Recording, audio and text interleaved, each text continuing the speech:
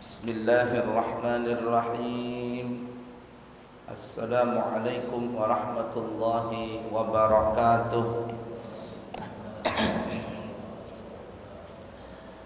Alhamdulillahi rabbil alamin. Allahumma fasalli wa sallim ala sayyidina wa nabiyyina wa maulana Muhammadin wa ala alihi wa ashabihi wa azwajihi wa dhurriyyatihi wa man tabi'ahum bi ihsanin ila yaumiddin, amma ba'du. Setelah kita membahas pada pertemuan yang lalu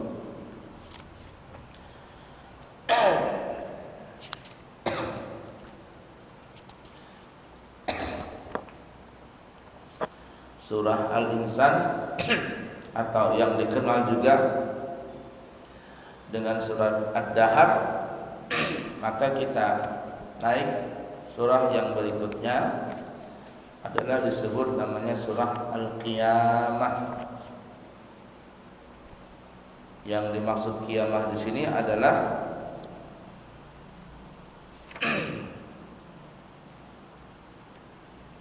bercerita tentang kedahsyatan hari kiamat.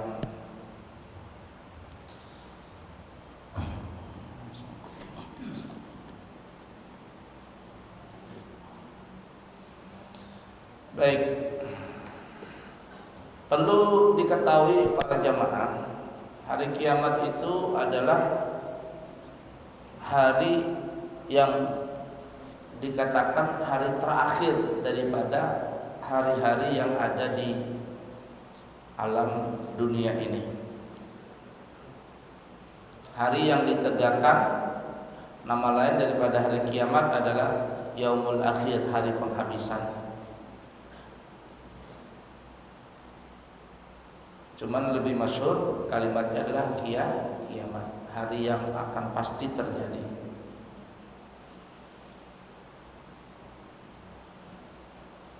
Insya Allah orang-orang beriman tidak akan menemui yang namanya hari kiamat.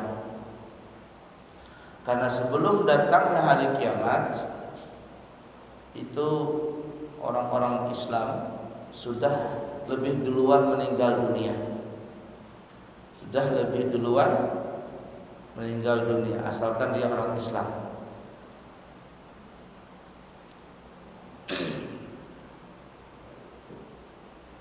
Tanda-tanda hari kiamat itu sangatlah banyak.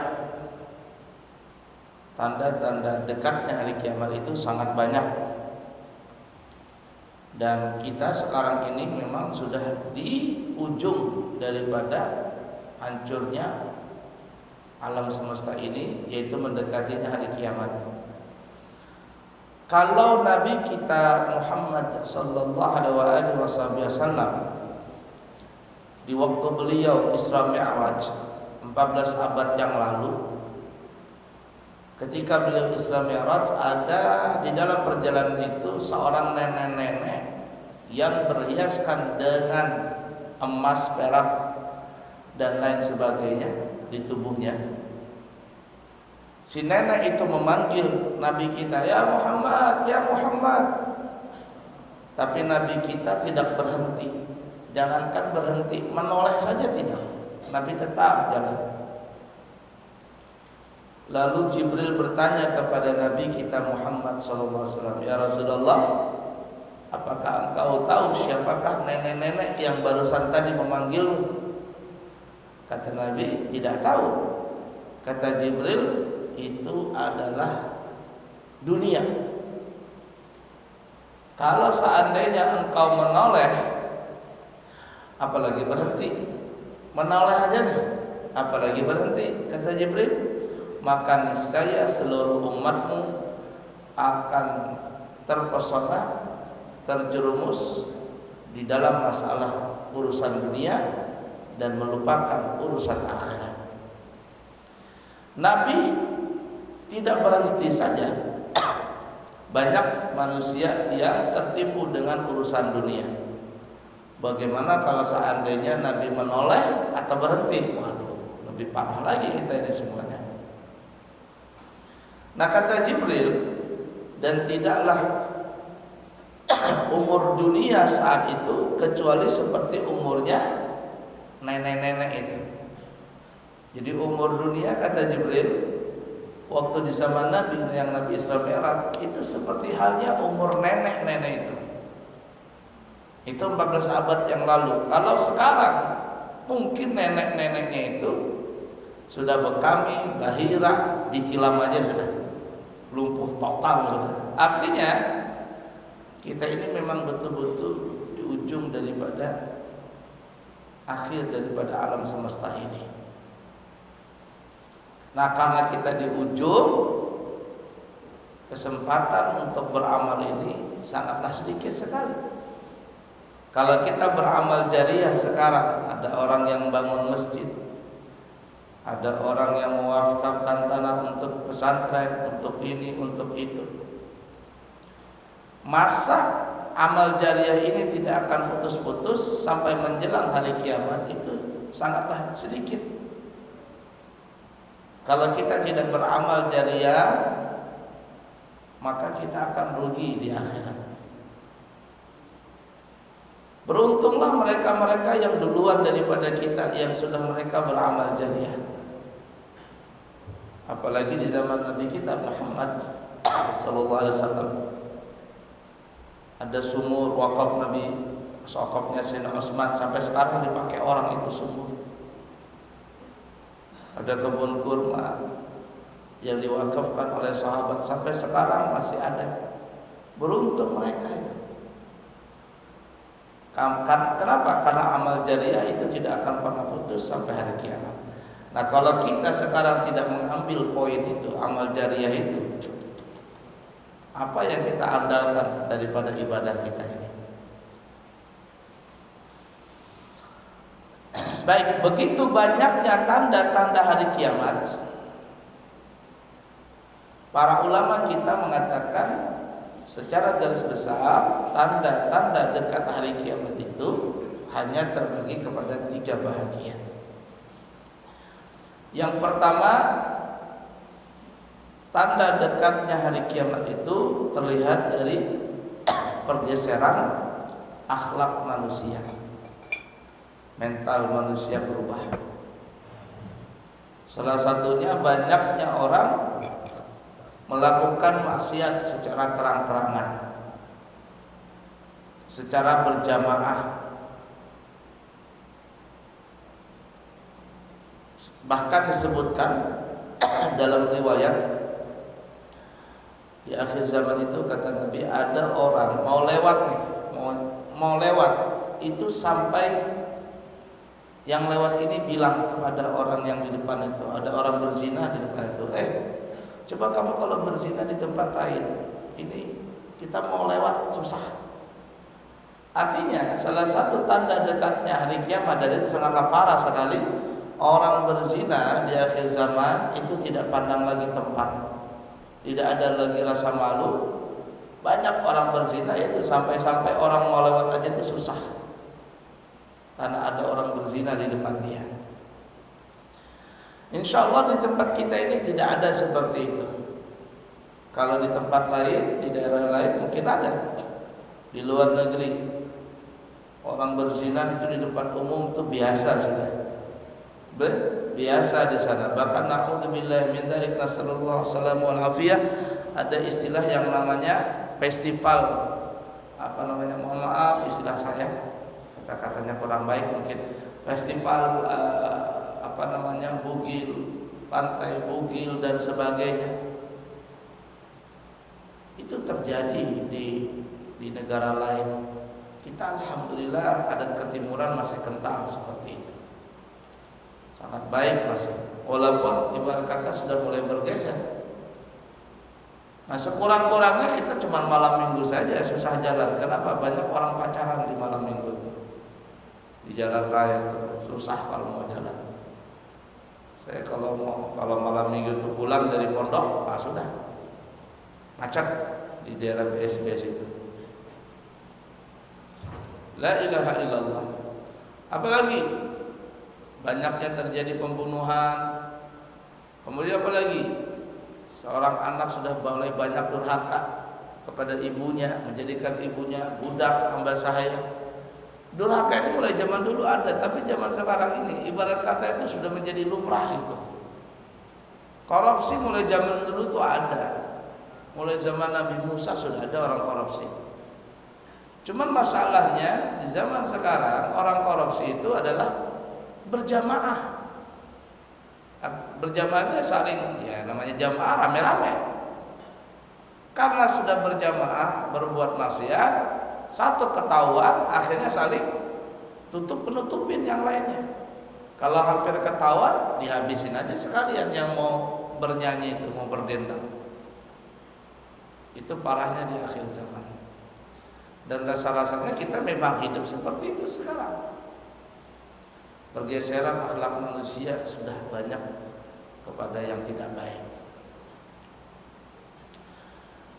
Yang kedua, perubahan fisik bangunan di dunia ini. Di akhir zaman itu disebutkan dalam riwayat hadis, yatatawwaluna fil bunyan. Orang-orang di akhir zaman mereka berlomba-lomba di dalam meninggikan bangunan. Yatatawwaluna fil bunyan, memanjang-manjangkan, meninggikan bangunan. Di akhir zaman itu terjadi. Hampir di seluruh negara berbangga-bangga yang mereka negara yang maju ingin membangun suatu bangunan tinggi, pencakar langit dan seterusnya. Tidak usahlah jauh-jauh, kita di Balikpapan saja. Di Balikpapan perasaan dulu saya masih kecil, yang paling tinggi bangunan di Balikpapan itu adalah Bina Kutai. Sekarang Bina Kutai sudah banyak hantunya di situ. Diskon besar-besaran kalau orang mau tinggal di situ. Mau nyewa kamar di Bina Kutai. Sekarang gedung bangunan di Balikpapan sudah saingan tinggi-tinggian. Dulu rumah paling-paling tingkat 2, sekarang sudah ada tingkat 3, tingkat 4. Ruko sudah tingkat seperti itu. Dan yang paling dahsyatnya di Balikpapan, tingkatnya itu tingkat ke atas dan tingkat ke bawah. Kalau daerah lain kan cuma tingkat ke atas. Balikpapan tingkat ke bawah, tingkat ke atas. Kenapa? Tanahnya banyak jurang. Ada yang sampai tingkat 2 ke bawah, naik lagi ke atas. Di Banjarmasin kita nggak ketemu tuh tingkat ke bawah. Banjarmasin yang ada rumahnya itu semuanya pakai tongkat. Tidak boleh rumah begini. Hampir rata-rata sudah peraturannya terbaru, mereka harus pakai tongkat rumah.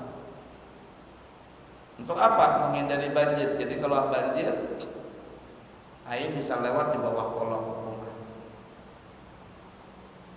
Nah, kita la ilaha illallah, rumah ke bawah tingkat, atas tingkat juga. Dan itu hampir menyeluruh di seluruh dunia. Yatatawwaluna fil bunyan, mereka akan saling tinggi meninggikan bangunan di akhir zaman. Kemudian yang ketiga, dekatnya hari kiamat tandanya adalah perubahan fenomena alam. Dan itu yang paling banyak kita lihat di dalam riwayat hadis. Munculnya dabah itu binatang ya, besar, tidak tahu gimana bentuknya. Dan itu yang dituruti sama film-film yang apa namanya ini, film-film Godzilla apa semuanya itu. Walaupun nggak masuk akal filmnya, tapi disebutkan dalam riwayat itu ada binatang itu nanti muncul. Datang tiba-tiba, keluarnya pun, hilangnya pun tiba-tiba. Entah dari mana binatang itu dan tak tahu bagaimana bentuknya. Dabah, binatang melata, apakah mungkin dia Godzilla kah? Atau dia naga kah? Atau apa, tidak tahu. Tapi yang hebatnya binatang ini bisa berbicara dengan bahasa manusia. Mau bahasa Inggris dia bisa, mau bahasa Arab dia bisa, bahasa Indonesia dia bisa, Jawa, Banjar, Buton, Madura semua dia bisa. Dan tugasnya binatang ini Dia nakut-nakutin manusia yang tidak mau berbuat baik, dia nakut-nakutin. Munculnya dengan sendirinya dan hilangnya pun dengan sendiri. Tidak tahu gimana binatang itu. Apalagi asap di akhir zaman, tanda dekatnya hari kiamat ada asap. Para ulama itu ada yang memaknai asap itu ya secara zahir turun asap di seluruh dunia gelap. Tapi ada juga yang memaknai itu dengan makna, artinya asap ini maksudnya adalah asap cerobong, asap kendaraan, asap cerobong perusahaan, asap kendaraan, asap ini, asap itu, masuk asap rokok masuk tuh. Banyak asap. Gara-gara asap ini kita punya atmosfer akan bolong dan seterusnya dan seterusnya. Apalagi kathirul zalzalah, tanda dekatnya hari kiamat adalah banyaknya terjadi gempa bumi. Terjadi gempa bumi itu banyak. Saya ada baca artikel di media sosial di dunia ini, maksudnya di dunia ini, entah tahun berapa kemana atau tahun ini atau tahun sebelumnya, itu di seluruh dunia dalam setahun terjadi ribuan gempa bumi. Dari gempa bumi yang kecil sampai gempa bumi yang berskala besar. Cuma tidak terekspos saja. Tidak terekspos saja. Saya terus terang di Balikpapan seumur umur dari kecil tuh ya, kecil itu udah pernah merasakan gempa. Cuman sekarang kita pernah mendengar Balikpapan ada 2 kali atau 3 kali sudah mulai kena gempa. Anda merasakan nggak tahun ini? Ya, kemarin di mana, daerah Mamuju atau dari mana? Sampai kerasa ke sini. Sampai ke Bontang dan sebagainya. Ya. Terasa itu. Istri saya ngerasa, saya juga ngerasa kayak goyang. Kenapa kata saya goyang ini? Goyang. Kalinya pas dengar berita goyang Balikpapan di daerah mana, daerah Mamuju atau daerah mana ada terjadi gempa, sampai kita ke Balikpapan. Nah, itu tuh. Goyang. La ilaha illallah. Itu. Apalagi yang paling besar adalah nanti terjadi gerhana di timur, di barat, di timur, di tengah dan di barat dunia terjadi gerhana. Dan akhir daripada tanda dekatnya hari kiamat adalah dan ditutup seluruh pintu tobat, yaitu timbulnya matahari di sebelah barat. Nah, ini para ulama juga ada 2 penafsiran yang menafsirkan tentang apa yang dimaksud dengan matahari timbul di sebelah barat. Apakah secara hakiki, jadi secara kasat mata memang seperti itu terjadi? Ada yang mengatakan memang demikian. Artinya memang matahari timbul di sebelah barat. Bisa jadi seperti itu. Kenapa? Karena capeknya perputaran poros dunia ini, planet-planet mengitari matahari capek, akhirnya terjadilah bergeser waktu sampai bisa jadi matahari timbul di sebelah barat. Tapi terus terang mulai saya kecil tuh ya, itu saya agak bingung itu. Nah, kemudian saya baca satu kitab apa dulu pernah saya baca. Dan ini yang saya rasa masuk di akal. Yang saya rasa mungkin ini yang saya lebih serap dengan pendapat ini. Apa itu? Sebelum terjadinya matahari timbul di sebelah barat, di dalam riwayat hadis itu dikatakan ada terjadi gerhana.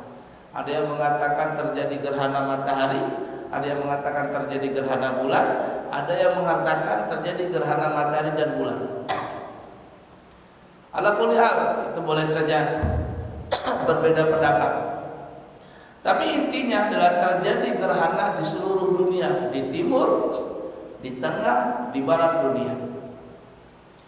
Terjadilah gerhana dimulai dari gerhana malam. Kalau kita gabungkan antara gerhana matahari dan gerhana bulan. Kalau gerhana bulan berarti di malam hari. Di malam hari itu tidak ada kelihatan bulan purnama. Gelap. Seluruh dunia. Kemudian di pagi hari disambut lagi dengan gerhana matahari. Gelap lagi seluruh dunia. Padahal timbul saja, cuma terjadilah gerhana. Lalu sampailah di sore hari. Ketika sampai di sore hari, gerhana itu hilang. Gerhana mataharinya hilang. Ketika hilang gerhana tadi, maka kelihatanlah matahari. Dan saat itu matahari ada di sebelah barat. Artinya seakan-akan matahari itu timbul di sebelah barat, karena sudah hilang gerhananya. Itu menggabungkan dari hadis yang ada tadi itu. Dan kata saya lebih cenderung memahami hadis itu dengan mengikuti pendapat ini. Ala kulli hal, itu terjadi gerhana nanti.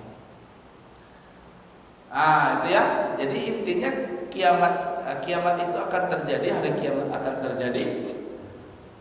Tapi nggak tahu kapan terjadinya hari kiamat, hanya Allah Subhanahu wa taala yang Maha tahu hakikatnya.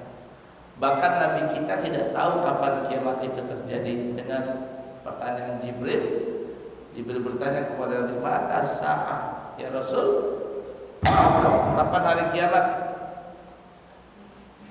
Kemudian Nabi berkata, "Mal mas'ul a'lamu minas sa'il." Tidaklah orang yang ditanya ini lebih tahu daripada orang yang menanya. Artinya saya dan kamu yang menanya, saya yang ditanya, kata Nabi Muhammad kepada Jibril, sama-sama tidak tahu kapan tandanya hari kiamat. Lalu Jibril mengatakan, "Wa ma imaratuha?" Kalau engkau tidak tahu kapan terjadi kiamat ya Rasulullah, apa tanda-tandanya? Maka Nabi menyebutkan tanda-tandanya di dalam hadis Bukhari itu. Nah, kalau menurut hadis ini Nabi kita tidak mengetahui kapan tandanya hari kiamat. Cuman para ulama ada yang mengatakan tidak mungkin Nabi tidak tahu. Nabi itu tahu. Cuman Nabi tidak memberitahu kapan terjadinya hari kiamat itu. Tetapi Nabi memberikan gambaran dekatnya hari kiamat. Sama seperti halnya kata ulama, Nabi itu mengetahui kapan Lailatul Qadar itu turun. Tapi Nabi tidak mengatakan Lailatul Qadar itu turun sekian, tanggal sekian, malam sekian. Enggak. Coba Nabi memberi gambaran, jagalah Lailatul Qadar itu di 10 malam terakhir. Terutama di malam-malam janji. Makanya kita terkadang di malam 10 terakhir, terutama di malam ganjil, alhamdulillah di Balikpapan sudah banyak mengadakan qiyamul lail. Padahal kata ulama bisa saja Lailatul Qadar itu turun sebelum 10 malam terakhir. Lah buktinya dalam Al-Qur'an jelas sekali. Inna anzalnahu fi lailatul qadar. Kami turunkan Al-Qur'an di malam Lailatul Qadar. Al-Qur'an itu turun pertama kali turun di malam Lailatul Qadar, dan Lailatul Qadar itu waktu Al-Qur'an itu turun adalah di malam tanggal 17 Ramadan. Nabi tahu kapan terjadinya Lailatul Qadar itu. Tetapi Nabi tidak menyebutkan tanggal sekian, cuma Nabi memberikan gambarannya saja 10 malam terakhir, terutama di malam ganjil. Sama halnya dengan hari kiamat. Nabi tahu, tapi Nabi tidak memberitahu, karena itu rahasia lah. Ya, kalau diumumkan berarti bukan rahasia. Cuma Nabi memberikan gambarannya saja dekat hari kiamat. Kenapa Nabi itu tahu hari kiamat? Kata ulama, karena seluruh alam semesta ini tidak Allah ciptakan semuanya kecuali lantaran Nabi Muhammad. Kalau semua alam semesta ini tidak diciptakan kecuali lantaran Nabi Muhammad, rasa-rasanya tidak mungkin lah kalau Nabi tidak tahu. Cuman itu rahasia. Nabi cuma memberitahukan tanda-tandanya. Ala kulli hal seperti itu. Intinya kita di ujung akhir zaman ini. Akhir zaman daripada akhir dunia ini, dan dianjurkan bagi kita untuk banyak beramal. Jangan lupa untuk beramal jangka pendek dan beramal pahala jangka panjang. Pahala jangka pendek ya seperti sholat, puasa dan sebagainya. Kalau kita meninggal dunia sudah terputus amal kita. Dalam kubur nggak ada lagi sholat, nggak ada lagi puasa, nggak ada lagi umrah, haji, selesai. Tapi ada pahala jangka panjang. Nah, pahala jangka panjang ini yang kita raih. Usahakan kita dapat apa itu? Sedekah jariah. Apalagi ilmu yang bermanfaat, apalagi anak yang saleh. Syaratnya dua tuh, anak saleh dan mendoakan orang tuanya.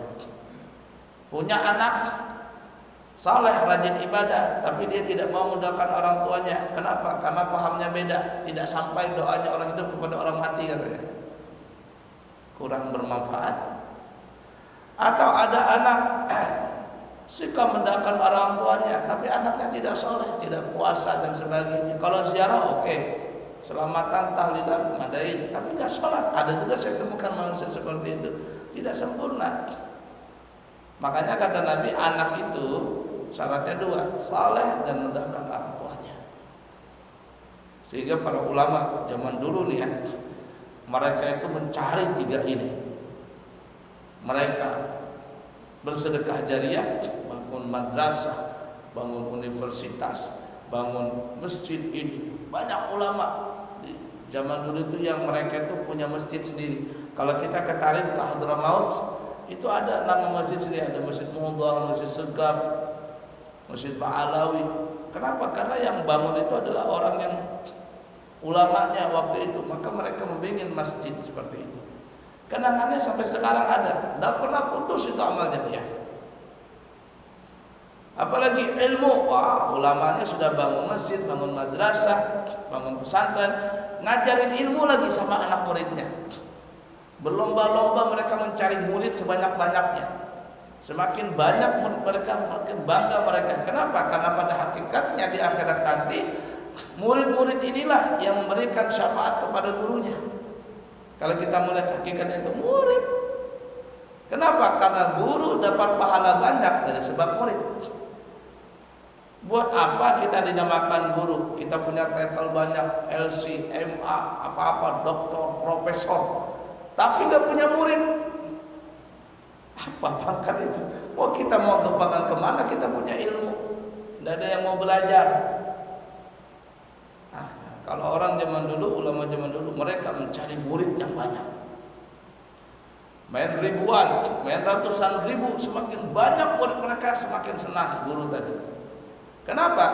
Karena tadi pahalanya berjalan terus. Murid ini banyak, kemudian murid ini punya murid lagi. Murid-muridnya punya muridnya lagi terus. Mereka bukan hanya punya murid, mereka mengarang kitab. Ngarang kitab. Imam Nawawi, Imam Syafi'i, ngarang kitab banyak. Imam Ibnu Katsir ngarang kitab, main puluhan kitab, main ratusan kitab, ngarang kitab, dibaca kitab-kitab mereka mulai zaman dulu sampai akhir zaman. Berapa mereka pahala dapat itu dari amal jariah, ilmu yang bermanfaat tadi. Dan yang ketiga, mereka punya banyak anak. Ulama zaman dulu banyak anak, banyak istri, banyak anak. Banyak istri, banyak anak. Itu Syekh Muhammad Arsyad Al-Banjari itu beliau punya istri berapa tuh? Puluhan orang punya istri. Jadi ada yang menyodorkan, guru kawinin anak saya asalkan punya anak. Kalau punya anak nanti mau terus mau dicerai gak apa-apa. Waktu Syekh Muhammad Arsyad meninggal dunia, anak cucunya terkumpul itu ratusan sudah orangnya. Waktu beliau meninggal dunia, anak cucu terkumpul semuanya ratusan, entah 100 berapa itu terkumpul. Dan akhirnya ketika mengadakan haul di dalam pagar di Martapura sana, haul Syekh Muhammad Arsyad Al-Banjari Datuk Kelampayan, ibarat kata itu 80% sampai 90% itu semuanya yang hadir anak cucu keturunan saja. Dan banyak sekali orang alim. Beruntungnya orang-orang zaman dulu sudah mereka beramal jariah lewat harta, mereka bikin amal jariah pakai ilmu, mereka punya amal jariah lewat anak. Istrinya banyak, anaknya banyak. Zaman sekarang istri satu, anak satu, mati lagi, selesai sudah.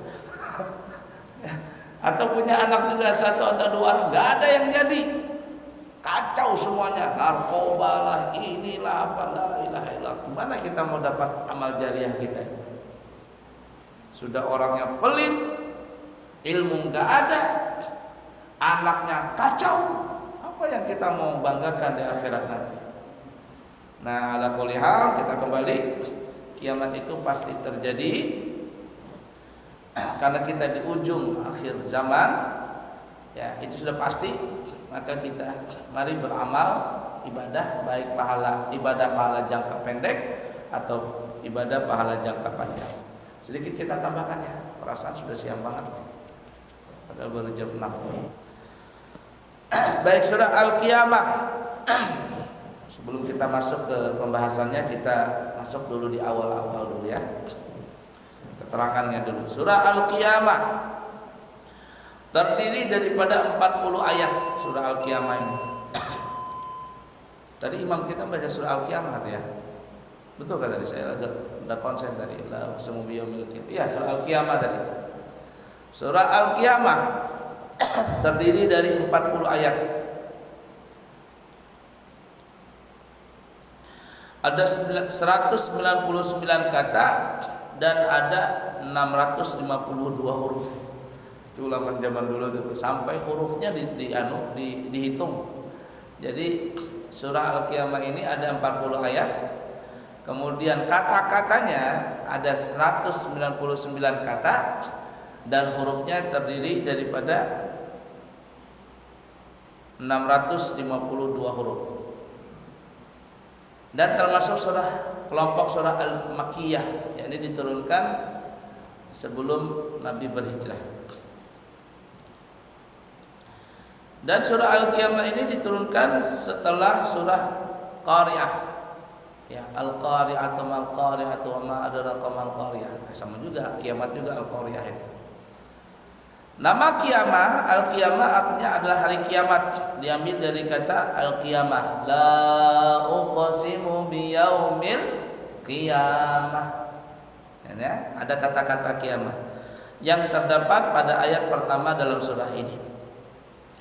Dinamakan Al-Qiyamah karena sebagian besar surah ini menceritakan dengan kedahsyatan hari kiamat itu. Saya tadi lupa ya nerangkan sampai habis tadi ya. Jadi yang kita katakan tadi di awal, kata saya, orang Islam itu insya Allah tidak menemui hari kiamat. Tidak menemui hari kiamat. Kenapa ya tadi? Saya kembali dulu ya, saya lupa tadi nerangkannya. Jadi ketika terjadi gerhana seluruh dunia, kemudian di sore hari itu hilang gerhananya, timbullah matahari sebelah barat.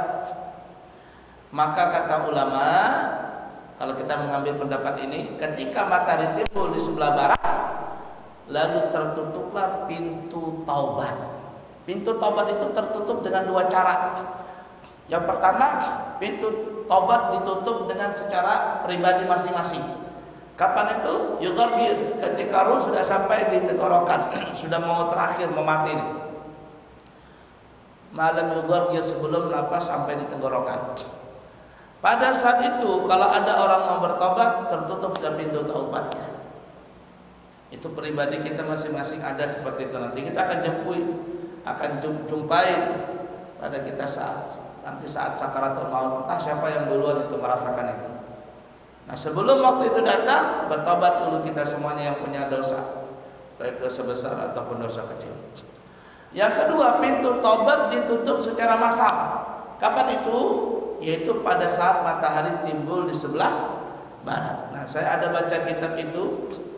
Ya, mereka dalam kitab itu menggambarkan tentang masalah kiamat.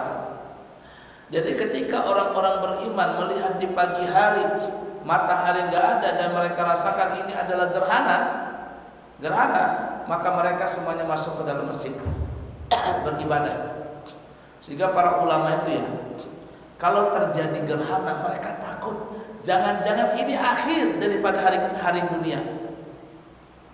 Nah, jadi orang-orang beriman beda dengan orang yang tidak beriman. Kalau orang yang tidak punya iman kuat, apalagi orang yang bukan beragama Islam, ketika terjadi gerhana, mereka akan mengadakan pesta. Oh, ini jarang terjadi, mengadakan pesta. Kalau ilmuwan meneliti ini nanti itu.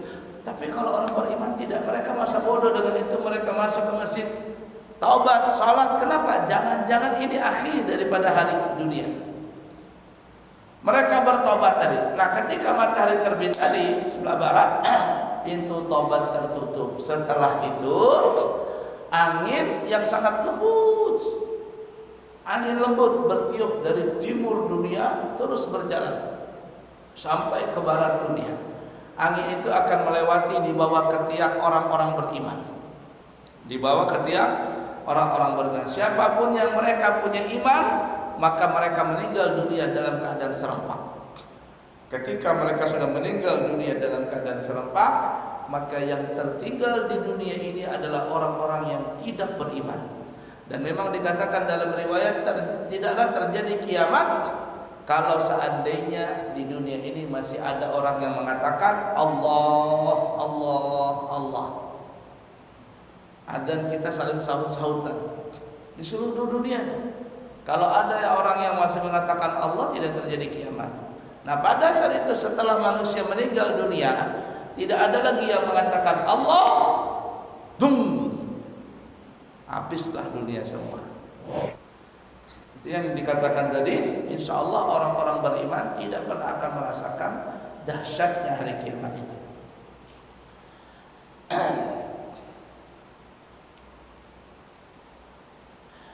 Saat pahala dan siksaan yang dialami manusia tiada batasnya. Pada hari itu manusia menyesal karena sedikitnya perbuatan baik yang telah dikerjakannya. Nah, di akhir. Baik, kemudian surah Al-Qiyamah ini pokok isi pembahasannya itu ada dua. Yang pertama adalah Allah memastikan kedatangan hari kiamat itu disertai dengan gambaran sekitar huru hara yang terjadi pada saat itu. Yang kedua, surah ini menerangkan tentang menyebutkan sebagian dari jaminan Allah terhadap kemurnian Al-Quran, yakni ayat-ayat yang terpelihara dengan baik dalam dada Nabi kita Muhammad SAW, sehingga beliau tidak akan pernah lupa tentang urutan dan bacaannya. Jadi kalau Al-Quran itu yang diturunkan kepada Nabi Muhammad, wahyu itu turun kepada Nabi Muhammad, baik ya qadhatan langsung tanpa perantaran Jibril atau lewat Jibril. Lewat Jibril ini bisa dengan bentuk yang asli, bisa bentuk dengan manusia, atau lewat tidur. Itu banyak ya hadis-hadis yang berkaitan dengan bagaimana wahyu itu turun. Semuanya itu ayat tadi turun masuk ke dalam dada Nabi, maka Al-Quran itu tidak pernah akan lupa dari dalam dan dada, pikiran, otak dan seluruh di dalam ada apa yang ada di dalam Nabi Muhammad.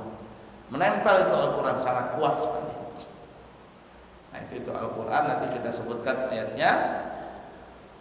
Dan Al-Quran itu dijaga oleh Allah keasliannya, mulai zaman dulu sampai akhir zaman. Makanya Al-Quran itu diriwayatkan oleh sahabat adalah disebut mutawatir.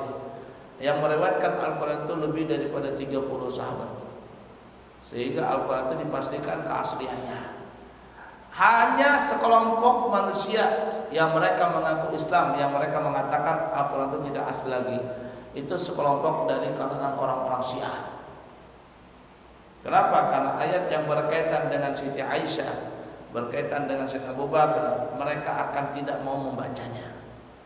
Bahkan mereka mengatakan setelah Nabi Muhammad wafat, orang-orang Syiah mengatakan Al-Quran itu masih diturunkan kepada Siti Fatimah selama 6 bulan.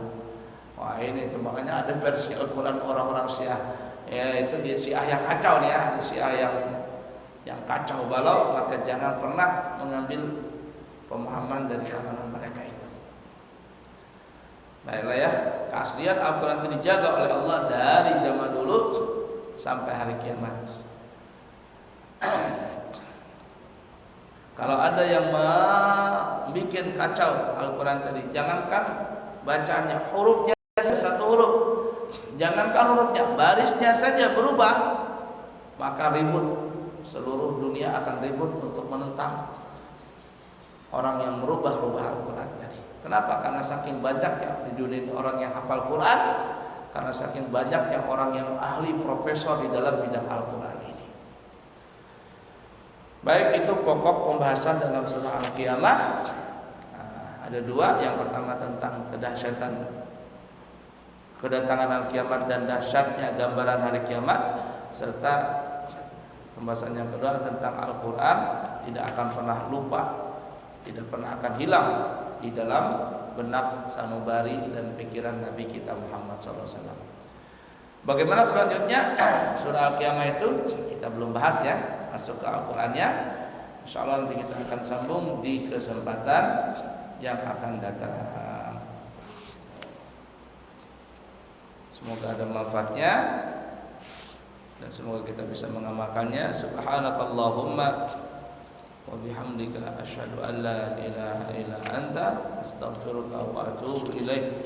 Wa akhirul kalam, assalamualaikum warahmatullahi wabarakatuh. Alhamdulillahi rabbil alamin. Allahumma fassalli wa sallim ala sayyidina Muhammadin wa ala ali sayyidina Muhammad. Allahumma inna nastauduka hadhihi al-ma'lumat ma ta'allamna min ulumidin farji'ha ilayna kullama nahtaj ilayha waj'alna min al-'amilin bima 'allamtana. Wa sallallahu ala sayyidina wa maulana Muhammadin wa ala alihi wa sahbihi wasallam. Subhana rabbika rabbil izzati amma yasifun wa salamun ala al-mursalin walhamdulillahi rabbil alamin. Taqabbalallahu minkum.